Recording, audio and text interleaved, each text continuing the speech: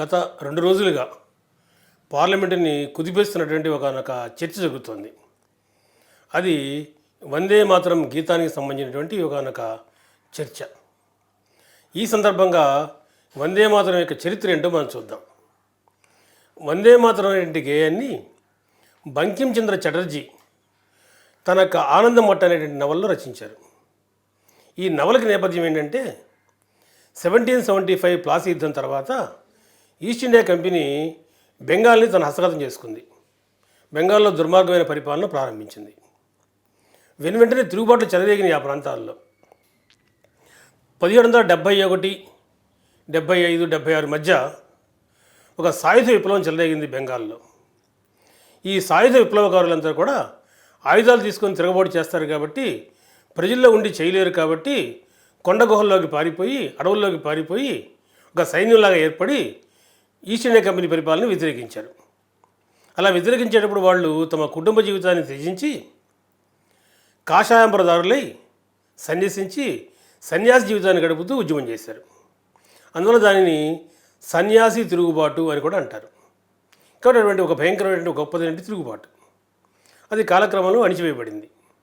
అయితే దీని స్ఫూర్తిని ఏ రకంగా వాళ్ళు విప్లవకారులు తమ యొక్క ఆత్మబలిదానం చేసుకున్నారు, ఎటువంటి ఉద్యమం చేశారు, ఇది దేశవ్యాప్తంగా ప్రచారం చేయడానికి బంకించంద్ర చటర్జీ ఆనందమట్ట అనేటువంటి ఒక చారిత్రక నవల రచించారు.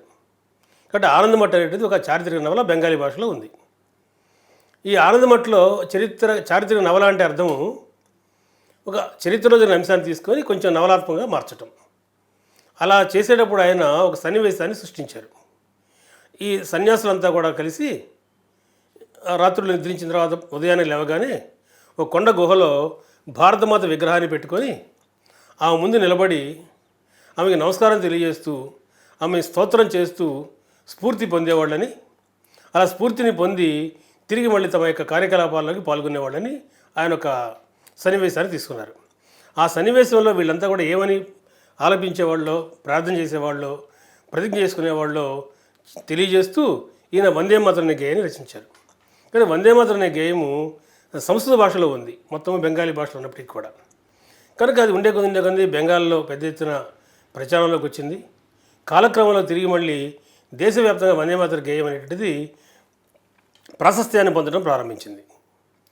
1896లోనే భారత జాతీయ కాంగ్రెస్ మొట్టమొదటిసారిగా ఈ వందే మాతరం యొక్క పూర్తి గేయాన్ని ఆలపించింది.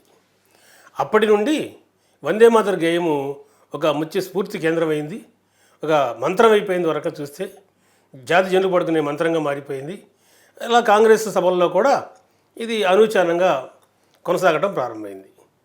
అంతేకాదు దేశవ్యాప్తంగా అన్ని ప్రాంతాలలో కూడా మొత్తము స్వాతంత్రం వచ్చేంత వరకు కూడా ఎక్కడ ఏ సంఘటన జరిగినా, ఏ శాంతియుత ఉద్యమం అయినా సరే, లేకపోతే విప్లవకారులు చేసే ఉద్యమాలైనా సరే, రైతాంగ పోరాటాలైనా సరే, వందే మాతరాన్ని నిరంతరం అనేది ఒక నినాదంగా మారిపోయింది, అలవాటైపోయింది.